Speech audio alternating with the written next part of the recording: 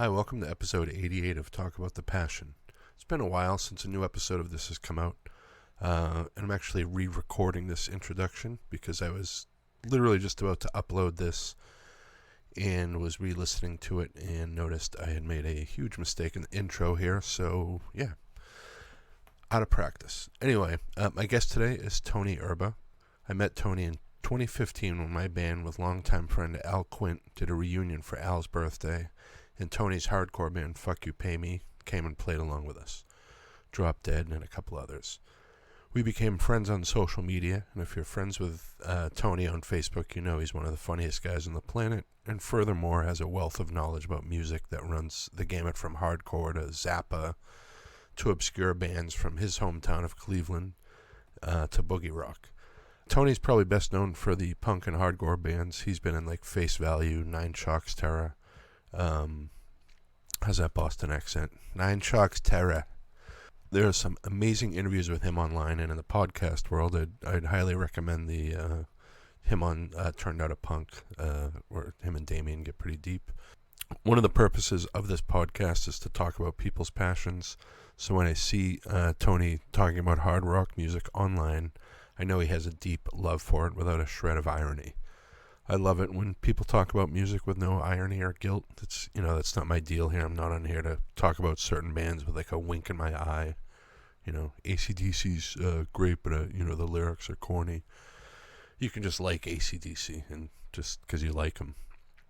And that's kind of what I was hoping to talk about on this episode. Although most of the people I have had on here in the past come from the hardcore scene. I do as well.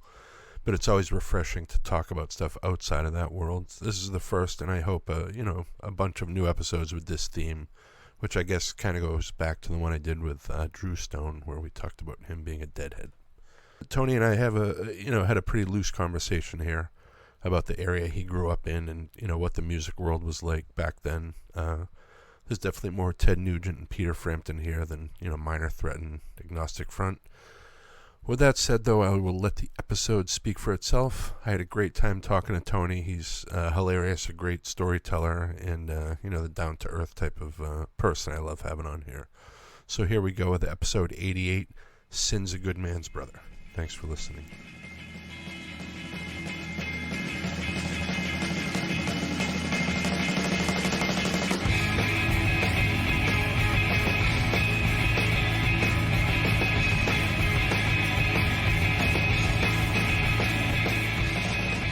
So I am here with, over the phone here with Tony Erba. How you doing tonight, man? Hey, how are you? Very good, very good. And you're outside of Cleveland, or that's part of Cleveland, Parma, right? It's an inner ring suburb. Yeah. A suburb, but it abuts Cleveland. So, I mean, if I drive, it's not 5 minutes down the road, I'm in Cleveland. Right. And you grew up there. Pretty much. I wasn't born here, but I was a military brat. I was actually born on a army base in Kansas, and then there in Berlin, and then back to Cleveland. And I've been here ever since. Never had the balls to leave, Nice. even though I had opportunities. Yeah, yeah. And what kind of town is Parma? It's a suburb. It's like I said, it's an aging inner ring burb that it's a very nice. It's starting to show its age, and the demographics are changing, and there's a lot of closed storefronts. But that's endemic across America. But so Parma was kind of the more like solidly blue collar, middle class. There's some areas that are upper middle class, some areas that are lower middle class. But basically, we here in Parma. It was the largest suburb in the States. I think it peaked about 100,000 in the 70s, but we're the sons and daughters of Ford workers and shop rats. And like my father owned a barbershop, several barbershops, and ran a barber college. Whereas and we're the west side of Cleveland. Cleveland is divided into east and west side, right? And then the south side is like basically burbs, and then going into Medina County. And there is no north side because it's the lake. So the east side like Cleveland Heights, for instance, is like more like sons and daughters of professors and lawyers, Oh yeah, and yeah, yep. there's a little bit more cultured, more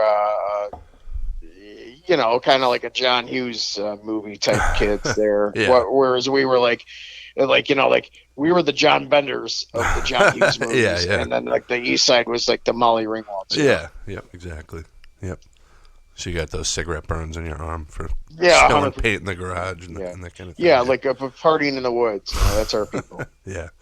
Yeah, we had parties in the woods here, and I remember there was a famous cop in our town that was named Mike Pitsy, and he this was an alleged thing that he showed up at a keg party. There used to be on the golf course, Hill 16 was where kids would party, and he showed up there one night and shot a keg, which I don't think is true. And this same guy years later, me and my friends were skating in a tennis court near the high school, and this is like the height of my punk rockness, and he showed up and, you faggots think you're fucking cool and blah blah blah and this and that, and then years later I'm working at a supermarket, like a small little supermarket, and on Mondays I would clean the meat locker, and around 4th of July people would come in with these big orders, and he came in there one day and ordered all this meat for like his 4th of July picnic, which I assume was going to be a bunch of cops. And I saw his order in there, so I opened one of the things of steak tips and dunked it all in the mop bucket and rewrapped it. So Oh, you fucking sadistic. Well, that's better than I thought. I thought there was going to be a fucking jack-off story here, like you gave him the fucking special horsey sauce. But mop water will do. Yeah.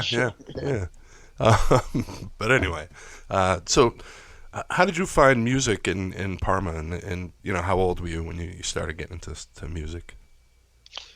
Well, culturally, God, I can't even talk. It's kind of like a backwater town. Yeah. In the '80s, in a lot of ways, Parma is known as White Sox and Pink Flamingos on the front lawn, right? Parma Polacks was always a running gag, and we were kind of like a little guy. Oh, he's from Parma. Oh, Stosh from Parma, right? Right. DPs, a lot of DPs here, and so I say that, but there is a lot of famous rockers and musicians from here. Ben Orr from the Cars. Yeah, I saw that. From Parma. John Pekovich from Death of Samantha. Steve Wainstead. Mm-hmm. We had a long-running college radio show.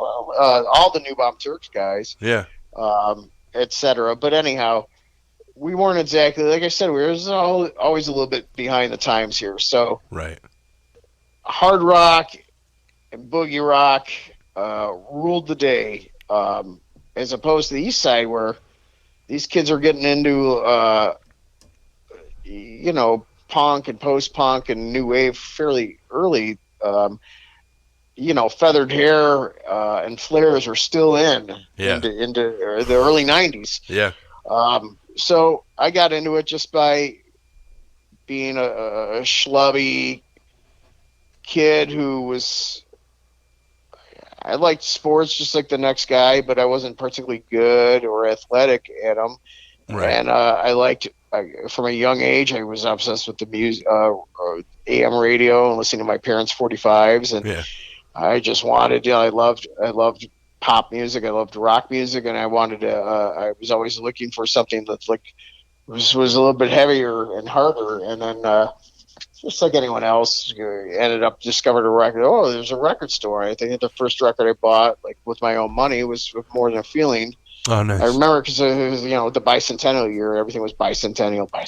Yeah. So like, and then I just liked what, bands I'd hear on the radio, and it certainly didn't pop out of the womb with a KSUK 7-inch.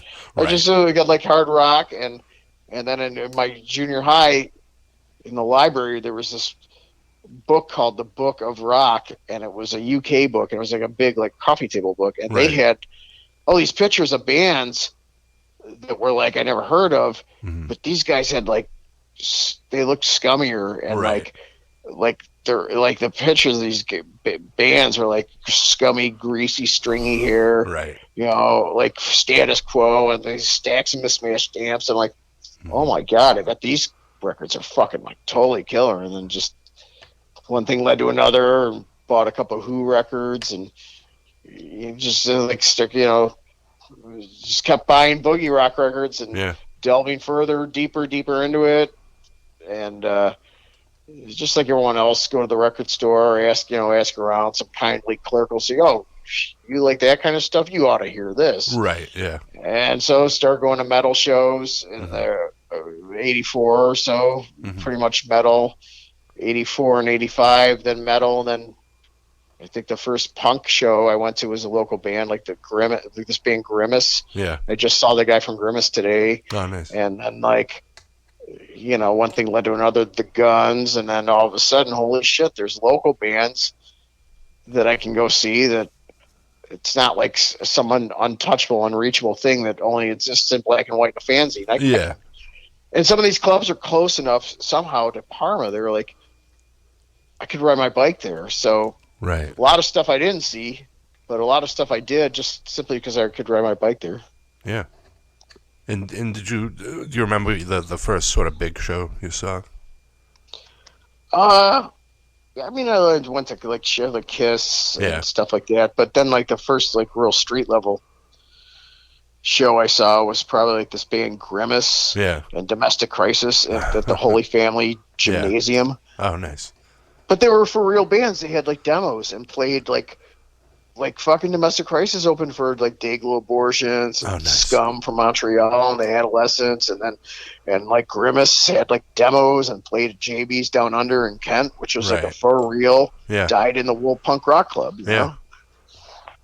I know that was always cool when you did discover punk that you're like, oh, these guys are hanging out on the stage now and I can go over and like say hi to them. It's not like And they're cool dudes. They're older dudes by maybe a year or so, but they're not inaccessible. Right, If right. they were, like the older punk bands in Cleveland, like these grizzled dudes like the Plague and guys like that, they were heavy dudes. Yeah. Those guys fucking lived downtown and went to the plasma bank 3 times a week, and Right. they were like, no fucking way am I going to talk to fucking Duke from the Plague. That guy will fucking like rob you, Right. Yeah. And those were sort of like the fans of the boogie rock and rock and that kind of stuff was, I loved that music as a kid, but the older guys that were into that, I was always kind of terrified of because, it was like the guy with the zigzag rolling papers tattoo or, whatever, and the sleeveless Totally. shirt and the Bud Man Dude, those sleeveless guys were fucking heavy guys, man. Like the Pagans, like Yeah. dude, those guys were like heavy motherfuckers. Yeah. No way am I gonna roll up to these guys. I'm like, Yeah. hey, could you tell? Like I just kind of like respected my elders. These guys are like fucking living on this, living in flop houses and selling their blood and stuff. Like they're for real ass punk rockers. Yeah. So you're a teenager, say like 13, 14 years old, and you're coming home from school and then get to your room. What's your room like? Like posters? What do you have up in there? I moved to the rec room in my mom's basement. My parents were divorced by this time. Yeah.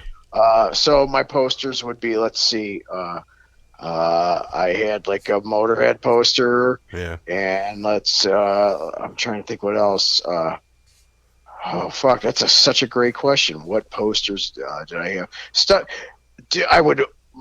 I remember distinctly ordering away, like mailing away to England for Kerrangs. Oh yeah. And then the Kerrangs would have fold-out posters, like Thin Lizzy. Yeah. And whatever, anything that looked remotely like these guys are like non-commercial and this is a heavy band. Yeah.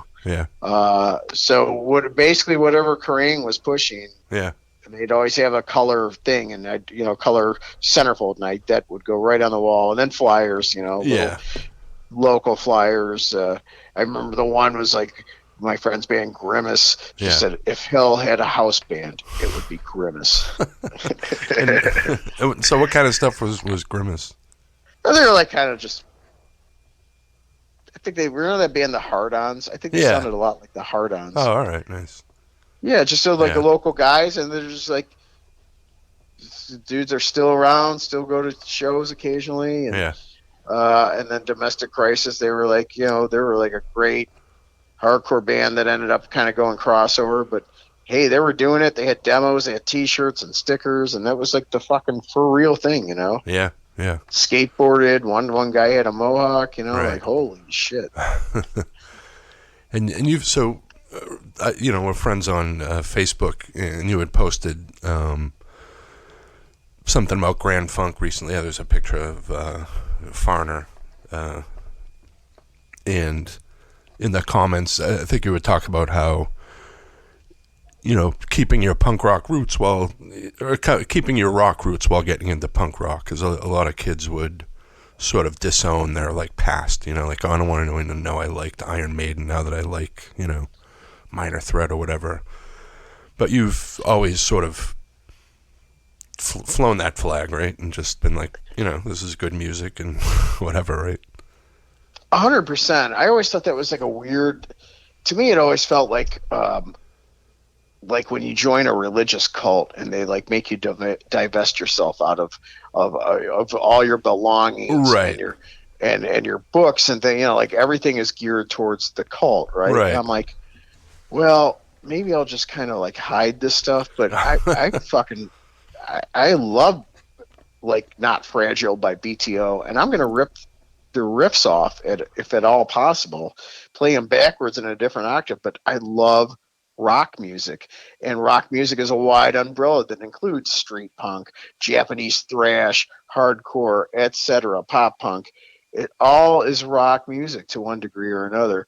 But man, when I was in the straight edge thing, like those guys in Confront and stuff would bust on me to no end. Like, yeah, man, you still like that fucking boogie rock shit. I'm like, yes, I do, man. Yeah.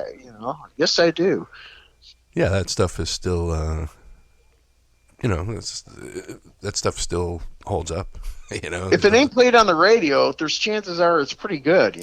Yeah, exactly. And a lot of the I feel like it's a lot of the older bands sort of wore that stuff on their sleeve, like the Meatmen covered Razamanaz by Nazareth, and totally. Look at those like early like student IDs of like Ian MacKaye. Like that dude was totally into Nugent. Yeah, yeah. I know it's so funny that of all the people that were like huge Nugent fans, it's Ian MacKaye who must, at this point, he's probably like, fuck. There's so many interviews out there with me talking about how much I love Ted Nugent. And, right. And but when the house gets quiet and dark, and his wife is out like fucking shopping for, like a vegan fucking gruel. Yeah. And maybe he's got a weekend to himself, right? And he just turns the phone off. He's like, fuck it, man. I'm putting on Double Live. Yeah, great white buffalo. Yeah, Zero fucks given. Yeah, I always say that. I'm like, as big as a piece of shit he is, I'm gonna ride for Double Live Gonzo forever. It's just a fucking good live record. And those first 3 or 4 records are good. I still listen to those. Yeah, I don't know. Art, music, literature. If you start applying purity tests to any of it, you're going to have really a dearth of things to listen to or enjoy, because, I mean, going back to fucking the Marquis de Sade or whoever, I mean, art, literature, music, it's generally created by people who are very damaged. Yeah, yeah. So there's going to be a lot of ambiguous morality occurring there, Yeah. Have you, did you ever see Nugent? Have I? Yeah. I saw Nugent. I saw Nugent in '79 at the World Series of Rock in Cleveland, which was this big thing. They did they did these concerts, like these giant stadium concerts that were native to Cleveland, called the World Series of Rock. Oh, nice. Now, if you go on their wiki page, it's fucking hilarious, because they're like, it's like finally the World Series of Rock concluded in 1980. It was discontinued due to massive overdoses, roving gangs of rock fans. Just, it sounds like fucking like Bosnia. Right. Just totally out of control. Right. But, my dad, in a Father of the Year move, why he did this, I'm sure I have no idea, but he took me, and it was his cousin Carmine and someone else, one of those guys who worked at the barbershop, took me to World Series of Rock in 79, and I was a kid, like 11, 12 years old. So the headliners were Aerosmith, Nugent, who shared management, Journey, Thin Lizzy, Damn. AC/DC with Bon Scott, and making their first ever American appearance, Scorpions. Ah, that's fucking crazy. So AC/DC went on at noon. Yeah. And you can find it on YouTube. Yeah. And people are fucking throwing M80s at the band, and they're just like unbelievably great. Yeah. And so I'm watching all these bands, and it's by the time Aerosmith and Journey came on, I was I was tired. My dad was like, Anthony, go sleep in the car. And I just went back, he walked me back to the station. He was, remember, we parked in fucking Road 21, Section L, whatever. Right. Here's the keys. Go fucking crash out. But I did see Nugent, and nice. I remember he swung from the lighting truss on a vine. Oh, yeah. And I'm like, Dad, I want to do this. And he's like, Anthony, you're going to be a barber like me. Just don't get any fucking funny ideas here. Did he support you through doing music? Yeah, my dad was totally cool. He was in greaser bands in the early 60s. Oh, wow. He was totally cool. He loved it. He thought he supported me. He was always thought it was cool. Yeah. Over the years, he came to a few shows. Oh, nice. Nothing but praise and support. And my mom was the polar opposite. Thought it was disgusting.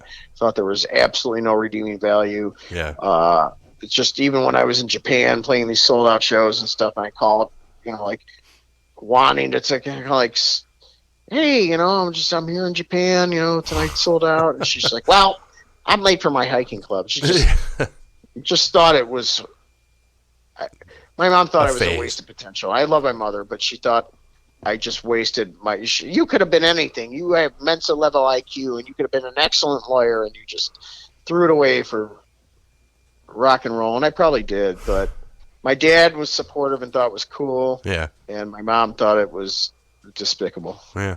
It's usually the other way around, too. It's kind of... Yeah, pretty much. Yeah. Right. Women are usually, geared towards art and expression, especially music. But no way. My mom had wanted nothing to do with it. Yeah. That's awesome. Yeah, my dad was worked for A&M Records. And so no way. Yeah, in the 70s, he was like a marketing promotions guy. That's amazing. So he knew like Jerry Moss and stuff. Yeah. He worked for Herb and Jerry Moss. Yeah. So we fucking wild. Yeah, we grew up here, and then I was born in '69. I think you're maybe a year or so older than me, maybe. Yeah, a year older. Yeah. But when I was like 7, he was working for A&M, and he got transferred to L.A., and we moved out there for about 5 years. That doesn't suck at all. Yeah. I mean, the stuff, it was like the height of Styx and Supertramp, but also, Frampton Comes Alive was, he's got that platinum record at his house, and for just being like a promo guy on that. But fantastic. I just listened to his audiobook, and it's like, fuck, at birth you're issued, in the burbs, man, you're issued Frampton Comes Alive. Yeah. But really, it's like the stuff we laughed at as kids, like, dude, fuck, man. Yeah.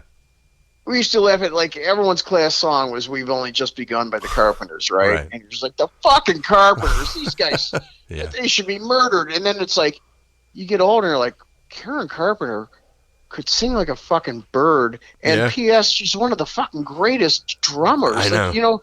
She was voted, I forget what year it was in Playboy, she was voted best drummer. Yeah. And it's like, Jesus Christ, it's like, when it comes down to music is music, and I don't care if it's fucking like the Carpenters, like, they had some cuts, and Karen Carpenter was goddamn talented. And Frampton, I mean, we've been bludgeoned to death by fucking Do You Feel, right? But, it's all good in the hood, man. Yeah. I have no guilty pleasures. Yeah, I don't either. I like what I like, and I'll fucking play Zalo, and then maybe I'll play a fucking Frampton cut. I could give a fuck, you know? Yeah.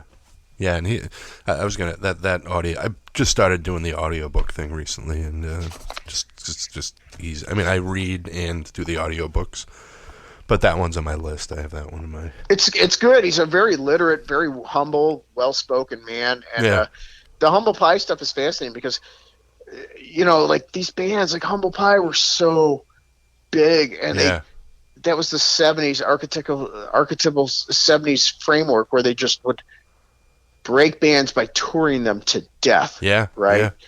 And the Pie would like play these stadium shows, and they're so huge, and it's like they're completely forgotten now. And Stevie Marriott might have been one of the top 10 rock vocalists of all time. You know? Yeah, I know. That's crazy that, you know, people like us know that, but, you know, the average person couldn't tell you who the fuck Stevie Marriott is. No clue at all. No clue at all. But he's, you know, he should be up there with anyone, Robert fucking Plant or anything. You know, he's more talented than Robert Plant in my opinion. But there was this brief moment where like you were creating good, you know, FM progressive radio was playing like really good. Okay, it was played on the radio, but it was still good, and there were like deep long cuts and stuff. That brief couple of years there was, we'll never see the likes of that again. You know. Yeah. That's one of the things my dad, you know, talks about is, you know, A&M was one of the first labels too that would, and a lot of the major labels back then would, you know, Styx had like 7 albums before they had a hit. You know, can you imagine that nowadays? Like, we're gonna put another, don't nurture bands. You're done. Yeah. Right. Yeah. Sorry, no hits. You know, or like Supertramp or any of these bands. They would invest money and time into them and build them, and you know. And bands would be like, they would break in one area of the country and be like curtain jerkers in other, like Jay Giles was big in Cleveland and like Boston and a few other cities, but other towns they were just like unknowns. You know? Yeah, they were huge here. Obviously, I never saw them at their height. They did a reunion in the late '90s, and they had Sim Kane from you know, Rollins band playing drums. And, no way, I didn't know that. Yeah, that was great. But, wow, that's so. And also, so I wonder if your dad was, I mean, A&M signed the first punk band signed a major label in America was the Dickies. Yeah. My mother saw the Dickies. No way. So your mom saw fucking Leonard with the penis puppet during Stewart. Exactly. Yeah. I mean, we had my brother just gave me a bag of old pictures, and I was going to put a bunch up on Facebook. But one day we went to the A&M Records lot, and the Tubes were there. So I have these pictures of like Fee Waybill he used to have that character Quaalude. Yes. Riding a bike, and there's like a woman there with like pasties on her. You know, we're fucking 7 years old, 8 years old, and you know, Cheech and Chong records and the Tubes and stuff. So we got exposed to that stuff pretty early. But yeah, we had the super interesting because you could have gone two ways. Like, you could have been like, you know, like a lot of people who had like these cool progressive rock parents who were like, you know, like, hey son, you know, like, there's no rules here. Let's smoke a spliff together. Either like the kids end up like a total degenerate, like the Night Stalker or something, or they totally rebel against it and become like fucking like you know, like a corporate raider. Yeah. I know. I always kind of think because my parents split up in like '80, and my brother and I came back here. And I always wonder if we had stayed out there, if I would have discovered hardcore, you know, because we were obviously getting into like the Police and the, you know, that kind of stuff. But you know, it wasn't until I met that kid like in '83 that I kind of really started, you know, getting into hardcore and stuff. And then pretty amazing, man. Right. I know it's like the butterfly effect. Like, what if I had like turned down this street this day, and then like, what if fucking like Lennon hadn't called McCartney at like 2 a.m? We'd be all listening to the fucking Dave Clark 5. You know? I know, right? To quote Neil Hamburger. Yeah. What do you think some of the punk rock bands that were real influenced by like the hard rock stuff? Like you talked about like the first wave of punk rock. Some examples of. Well, you know, all the UK street punk stuff is like really rooted in pub rock, and I love all that stuff. Even like the third tier bands, like with maybe even sketchy political ideologies. Yeah. That stuff. I have a soft spot for like all those bands that were like on the streets comp. Yeah. It's just so. I mean, the British really patented that street rock anthemic. Yeah, the anthemic. And those bands were all like, they all grew up fucking listening to Slade and Quo and stuff like that. Yeah. As far as American bands, I don't know, man. I mean, certainly Black Flag. There's no question there. Yeah. But I mean, what about RKL? I mean, not a first wave band, but I mean, Rock and Roll Nightmare is just shredding. Right. It's one of my favorite records. Yeah. Yeah, that's a not talked enough in a band. Right Toxic there. Reasons, of course. I mean, one of my favorite bands too. Those guys. I mean, I talk. Ed is a friend of mine. Those guys were all like fucking heshers. DOA. I mean, DOA were all fucking. I mean, they covered fucking. Like Taking Care of Business and. Have you heard this current band Sweat out of Los Angeles? They're called Sweat? Yeah. No, no idea. It's a female vocalist, and it's sort of like the modern like West Coast hardcore, but then they just have these sort of AC/DC Thin Liz, like just there's definitely the guitar player shreds, not like overplays, like wank stuff, but it's I'll send you a couple songs. It's definitely good. They're getting a little buzz right now. And, I don't follow that much new stuff, but I heard them. I was like, wow, this is actually really good. It's, different because it's got that influence in it. And you don't really hear that, especially from young people. So it's cool to hear that coming from young people. I love female vocals. I always have been a freak for female vocals. I'll tell you who I fucking love, who I think are fantastic. A female vocalist. And they almost, some of their songs, first of all the players are great, and they have like a really variety of. Not every single song sounds the same, but this band, A Giant Dog from Austin, like I fucking loved that band, and they like some of their stuff almost has like a '50s, almost like a doo-wop type fucking feel to it. Nice. They're killer. She can sing her ass off, but there's plenty of aggro, witty wordplay. Like I forget the one song is like will you love me when I have saggy tits and my jeans are split? I mean, that's pretty witty, but it's I mean, that record pile is like really fantastic. Yeah. Did you ever get into Monster Magnet, like their early stuff? Fuck yeah! Oh my god, totally. Yeah, those first few records are so fucking good.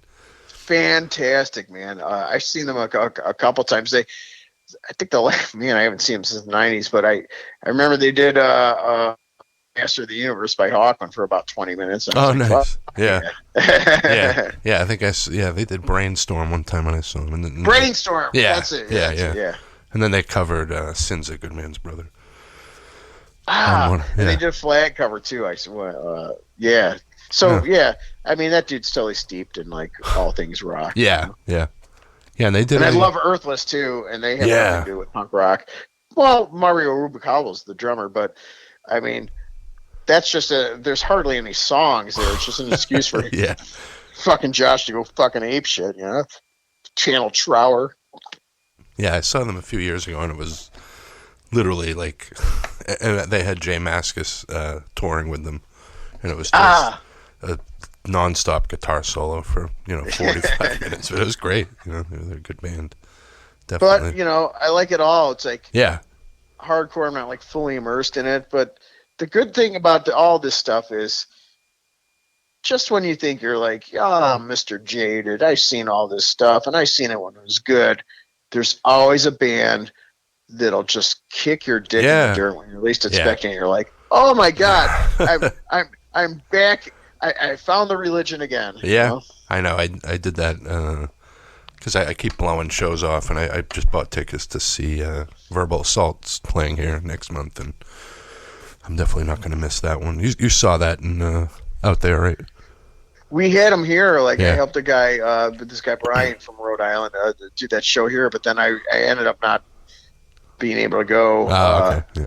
So I did not see them. Yeah. Okay. But fuck, I mean, Yeah. got two stupendous records from those guys. Yeah. I would have liked. I was actually really looking forward to it, but Yeah. for one reason or another, I didn't end up being able to go. Yeah. I know. I do that constantly. So, but I end up, going to way less shows nowadays, just because of life or whatever. But the Circle Jerks were here a little while ago with 7 Seconds and Negative Approach, and I blew that one off. And I went, although I was thinking, I love 7 Seconds so much, and they were like, we played shows with NA, and I've seen them a bunch of times, and yeah. of course the Jerks are great, but I really want to see 7 Seconds, but they all had COVID, so Cleveland was one of the dates that they had to drop off of. Yeah, yeah, that was one of those bands I saw. I don't know, it was one of the right before they broke up the last time or whatever, like 10 years ago or 7 years ago or something, and I hadn't gone to a show in years, and then I went to see them, and I was like, yeah, I'm still into hardcore, and Right, 100%. They're always like a baptism, Yeah, yeah. But so you go to a lot of big rock shows too, though. I always enjoy when you live post from those shows. It's always fun. It's ridiculous, you know. It's like just witty observations, or hopefully witty. I don't know, But what the fuck? Here's the thing. I'm not really judging people, because it's like, there's a joy in being. There's a joy for someone who's just like, I'm going to the show. I'm wearing fucking American flag Zulaz. I'm like, I have a T-shirt that says "It ain't gonna lick itself," and I, I'm fucking hanging my shingle out. Yeah. I have not a care in the world, and I'm enjoying myself. And meanwhile, the guy who's sitting there snarkily commenting on it, like that's the guy with the hang up, Yeah, like fuck that guy. That's the guy who's not having pure joy of music and the surroundings. So you tell me who's winning and who's the dickhead. Yeah, no, I definitely agree with that. I got over that thing years ago, like just like because I don't know, these people are here fucking enjoying themselves, and you go to a lot of punk shows, and there's a lot of people with folded arms, like. Oh, I know, like you can practically see the wheels in their head turning, like. Right.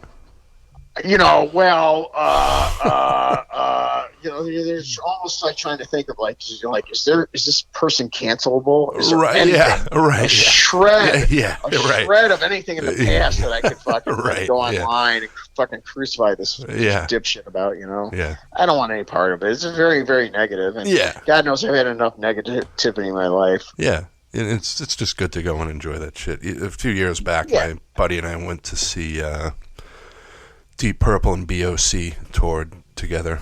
It was probably 10 years ago or something. We had initially went to see BOC.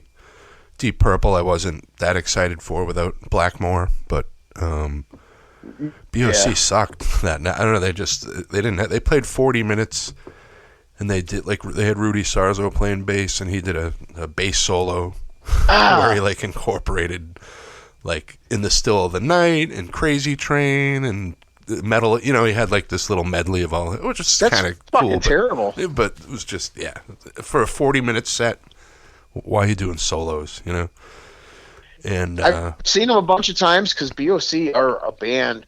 Okay, but my friend Blackie, he's a total BOC fan. He's like, dude, I've seen them at a baby food festival. I've seen them at every fucking rib burn off, county fair, corporate thing, and I've seen them a bunch of times, and they were always pretty good. Yeah, They are a band that needs to pay their phone bill, so I don't fucking doubt that they just fucking phoned it in. Yeah, they folded in. Yeah, and then Ian Gillan that night was. I was like, wow, fucking, they killed it. And Steve Morse, I was like, okay. Oh yeah, I've seen them several times over the past few years. Last time I saw them sucked. They sucked. Yeah, was after Winter opened. Yeah, I saw that tour. Was that Alice Cooper too on that one? Yes. And Alice Cooper is fantastic. I mean, that's going to the best Vegas show possible. Yeah, yeah, that was great. And those are fun to just go, and I feel like, I don't know, all the fucking Denny's waitresses are off tonight, and you're not going to be able to find any Marlboro Lights in any of the stores around the area, just because they're all in this venue tonight, but Yeah, it's like leasing agents gone wild. but yeah, I can't, I don't have guilty pleasures or irony with that kind of stuff. I just I'm a No, not fucking at rock all, guy, man. and There's great hardcore bands and great punk bands yeah, this day that maybe I don't think they're like, I'm biased. Well, it was better in my day, but right, the people who came before me say the same thing. yeah, So, but to those people doing it now, this is their salad days, and this is the best shit that's ever existed. yeah, Who am I to fucking shit yeah, on that? yeah. I I know. I see like footage of like current hardcore bands playing, and the crowd's going fucking nuts, and this 900 people under like an overpass in L.A. And people like, oh, that band sucks. Fuck this, hardcore is lame. No, and I'm like, how is it lame? There's like 715-year-old kids there having like the time of their life, which is what I did when I saw DOA the first time or whatever, or, Scream or Youth of Today. 100%, man. Yeah, so. I'd want my, I'd be secretly fucking jumping for joy if my 17-year-old was like fully into Turnstile. Yeah, yeah. Have you gotten into that band at all? I never heard a lick of their music. Yeah, I know they're very popular. Yeah. I know that they're on like on like get mentioned on NPR and stuff. Yeah, so. Yeah, they're definitely probably the biggest of hardcore, that's come out of the hardcore scene at this point. I think that outside of like the older bands like AF and Sick of It All and those guys that are still kind of plodding along. Well, good for them. They probably don't have to go to work in the morning, so they to fucking exactly get one over on me. Yeah, good for them. I know. Yeah, the weeknight shows at this point, I can't. You put some of these older bands that are like not as big names from Cleveland, like Circus was one, I think. You talked Circus is they're early '70s hard rock from Cleveland. Yeah, who have an awesome single called it's like Stop, Look and Listen. It's killer, man. That's a killer song. Yeah. And where so bands like that, where would they play? Just clubs or? Yeah, there was. Here's the thing, man. When so there ended up being a chain of these clubs called the Agora, but they started in Cleveland. Oh, yeah. There was a Toledo Agora. There was a one in Florida. There was a Youngstown Agora. They were all over the place. Okay, so I came right out of the cusp where, so late '70s, you have no cable TV. Yeah, it's 18 to drink beers. Yeah, all people did is, and also car culture was always very big here in Cleveland. So you had a hot rod, you built your Chevelle, right? Yeah. And you went to Agora to see these local bands, some covers, but original bands too. Yeah. And the Agora, like these bands would play like, God, I'm trying to think of the bands now. They would play like every Wednesday night to like 500, 600, 700 people. Yeah, that's crazy. That was what you did. Yeah. And there's plenty. There was the Agora, like I said, the Painesville Agora, Youngstown Agora, Cleveland Agora, and there was a couple other clubs, Cyrus Erie, and whatever, but Spanky's. Yeah. But yeah, it was a big fucking thing. And in my dad's era, the big thing that they took seriously as fuck, because bands were formed in neighborhoods, right? Yeah. So these bands would play these Battle of the Bands, and they took that shit seriously for bragging rights. Yeah. Yeah, Battle of the neighborhood Bands. pride. Yeah. Yeah, I remember it around the 4th of July every year in Swampscott, where I grew up.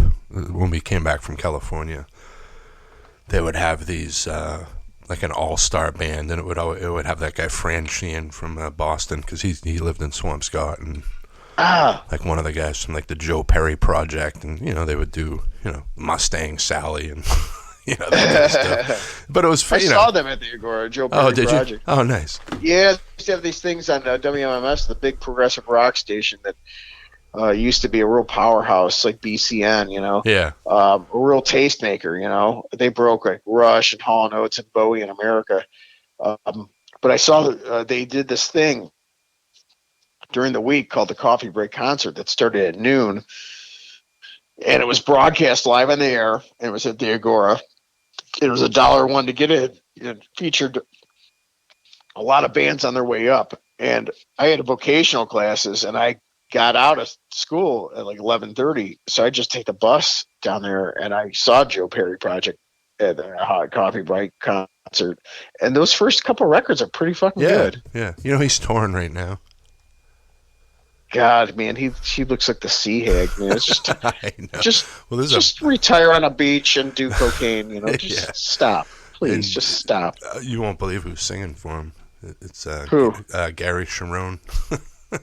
Oh, jeez. I know. But someone posted a video, and it literally sounds like and it's like whoever filmed it was like right up front in front of Perry, and it's just, it doesn't sound like he's playing the same song the other guys are playing. It's fucking terrible.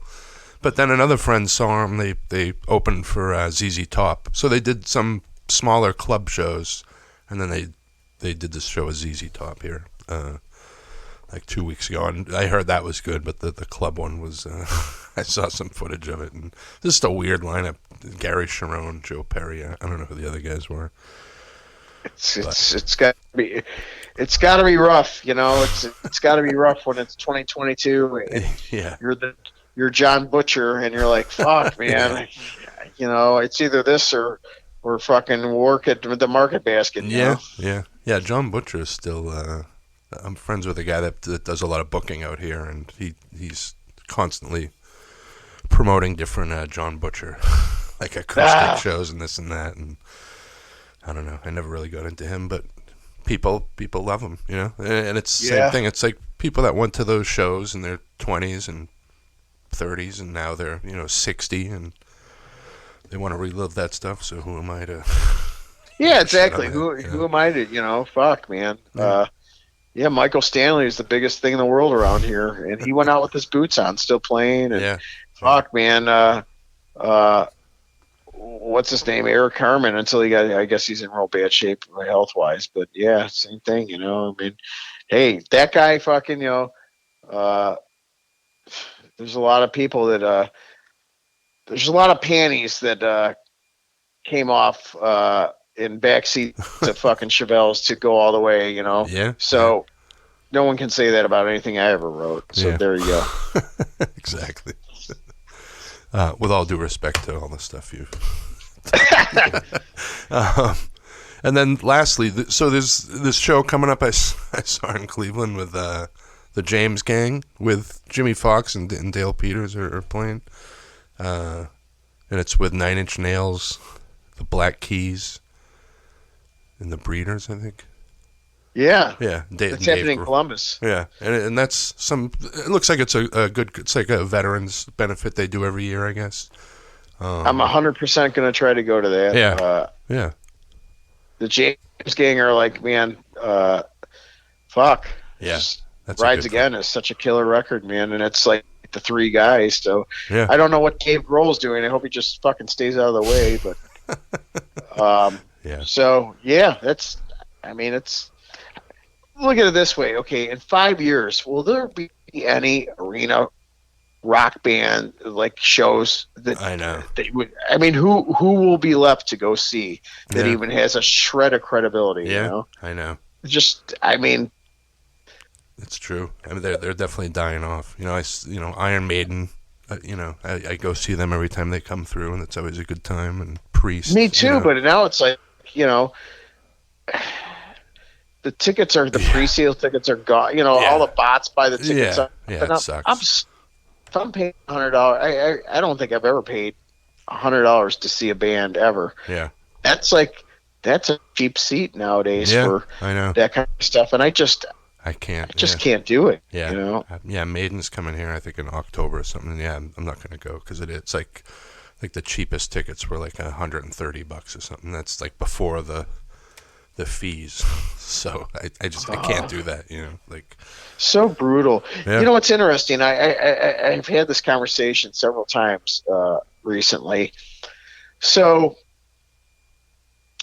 things that like entertainment, starting in like vaudeville, to silent movies, to then this popular pop music, and then hard rock and metal. Mm-hmm. all this stuff was geared towards the peasant class, the working class. It was cheap escapist entertainment designed to take our minds off of, like, you know, how badly the working people are getting fucked, right? You got to toss them a crumb so they don't march on the Capitol. Yeah. But now that doesn't even exist anymore. There is no cheap entertainment for the masses. Yeah. It just, forget about it. Like baseball, sporting, you know, you can classify sports in the same, you know, in the same category. Yeah. Like, fuck, dude. When I was like, even in the 90s, like the Super Bowl was like, the halftime show was like Up With People, right? This was a year, there was like cheap entertainment for the masses, you know, opiate for the masses, right? To keep our minds off of like fucking, like the politicians screwing us and all this kind of stuff. Now that doesn't even exist anymore. So, I mean, it's just fucked up. You forget about, like, oh, I'm going to go spend $7 to see Iron Maiden, you know, in Fastway. That doesn't exist. Now it's like, fuck, man, you have to practically see your bank officer for a fucking second mortgage. Yeah. On the other side of that, though, you can see, you know, Michael Schenker for $60, and you might even meet him.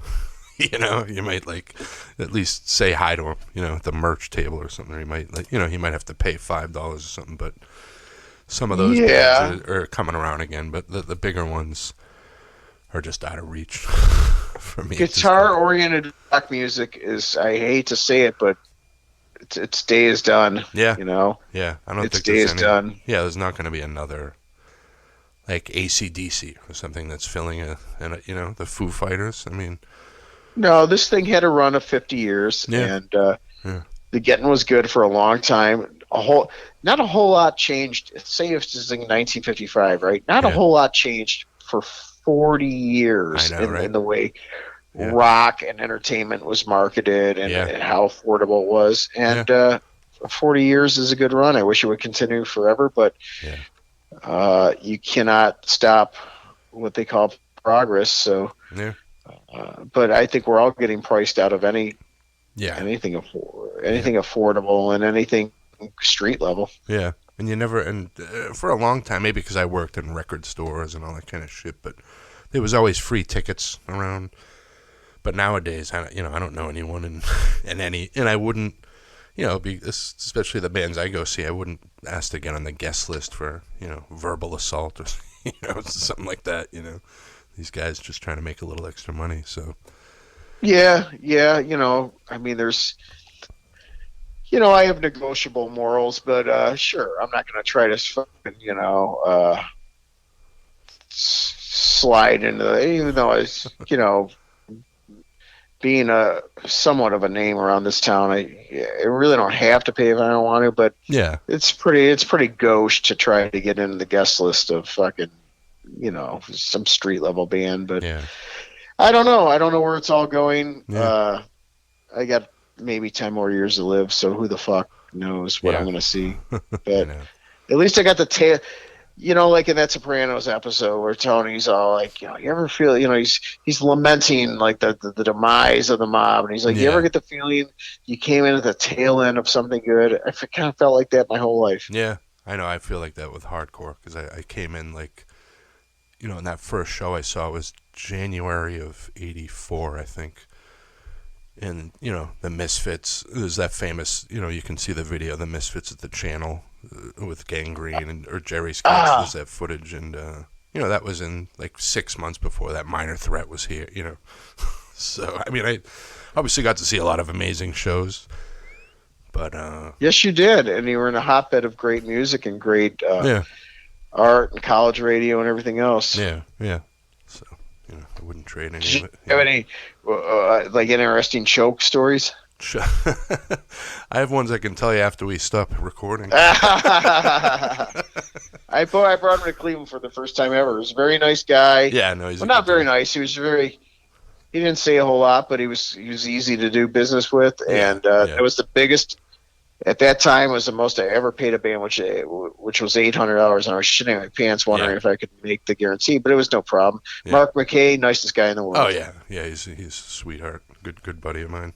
He was on the podcast. I had the other But What was his Oi band again? oh, Stars and Stripes. That's a band I want to see that do a Yeah. reunion.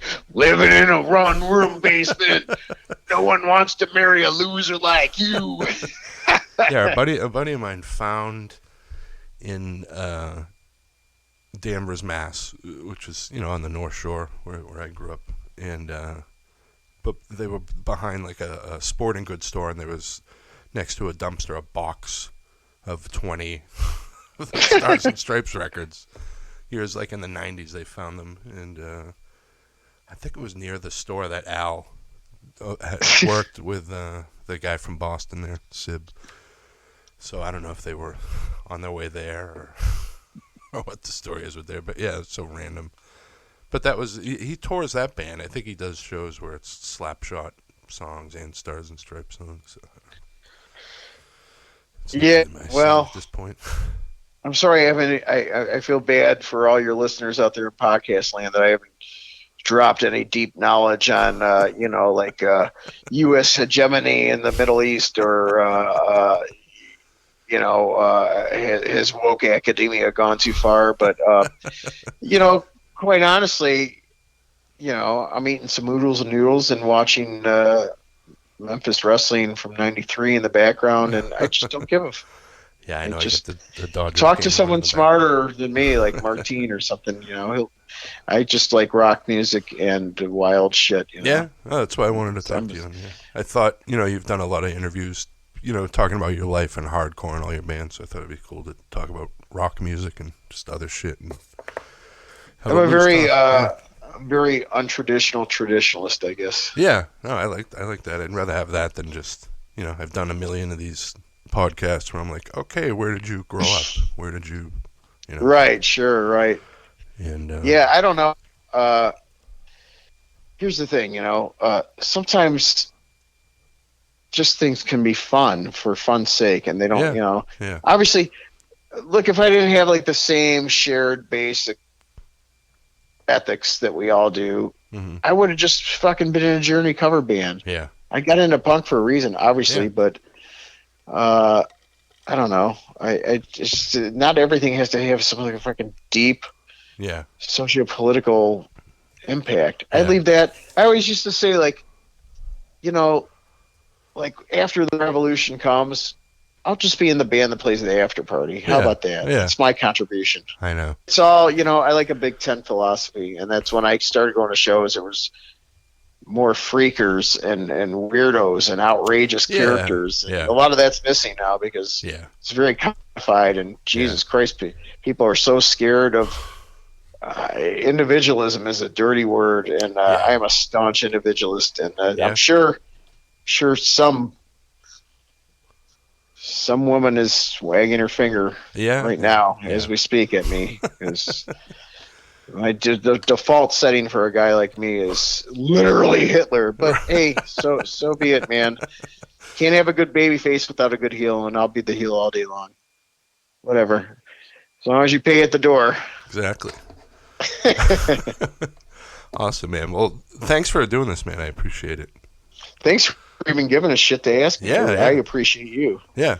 Thank you, Christian. I really appreciate it, and thanks for everyone for listening. I hope I wasn't too much of a fucking jerk off. So hopefully you were entertained and you got a couple cheap belly laughs. There we go. Awesome. All righty. Later, man. All right. Good night. Have a good night. Bye.